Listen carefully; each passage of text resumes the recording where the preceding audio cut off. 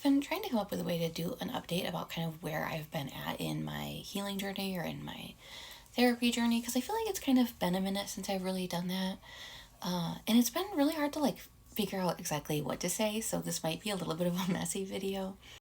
But I feel like I have like a weird combination of things going on. So for at least the last month or so, maybe longer than that, I've been kind of having these phases, maybe a few days a week or so, where I really kind of feel depressed. Or maybe I'm in a freeze response. There's kind of some overlap in those. I don't really know, but that definitely is kind of new for me. I've always, like, when I was a teenager, I had a depression diagnosis, and I've always periodically had have felt depressed for a day or two here or there, but it used to be a lot less often than it's been in the last month or so. And it in the past it had always been after like a really big trigger, then I would kind of go into a depressed or depressed like state for a little while. So it's kind of weird that it feels like I kind of keep coming back into one lately. And it's made so kind of everything that I've been focusing on is like trying to find a balance with things, trying to balance listening to myself and letting myself rest and not feel the need to like bulldoze through despite how I'm feeling, but also not like just letting myself do nothing all the time because that's obviously not good either. And that's kind of a challenge. Like, I don't always know if I'm doing the right thing, whether I'm pushing through or whether I'm resting. I don't know necessarily what's best. So I'm trying to kind of try some of both and kind of keep tabs on what seems to help and what doesn't seem to help at different times so that hopefully if this keeps happening, I'll get a little better at navigating it. And part of what seems weird about it is like, while I'm sure it's due to some of the trauma that I've been processing, but it kind of generally makes sense to me that some sadness can come up with trauma processing. At the same time, I feel like the processing is also empowering me a lot.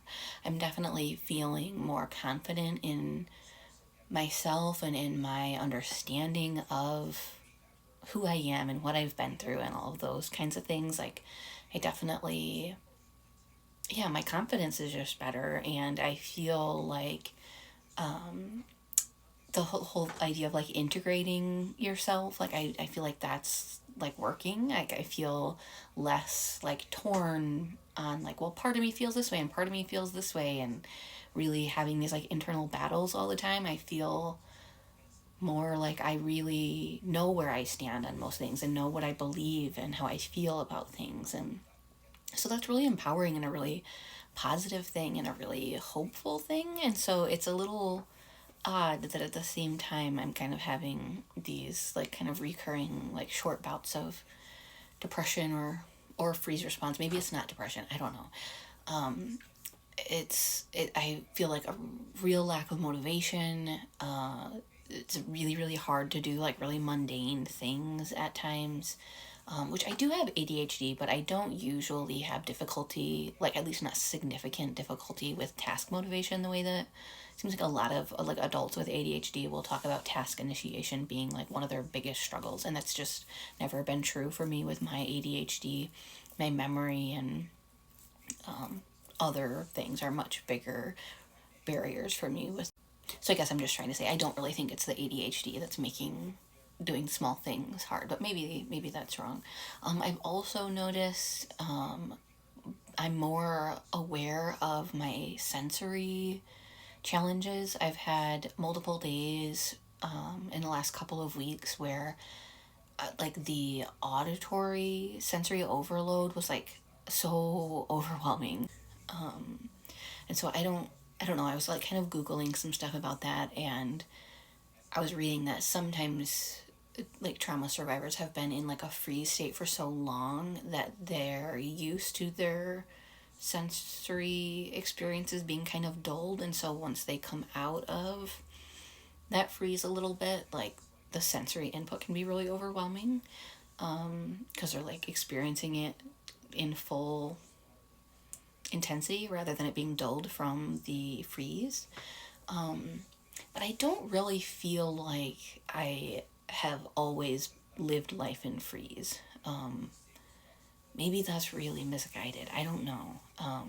I definitely have a freeze response at times, and I think I'm mostly fawn, but it seems like sometimes fawn is kind of implied as a type of freeze, and sometimes it's kind of labeled as something secondary.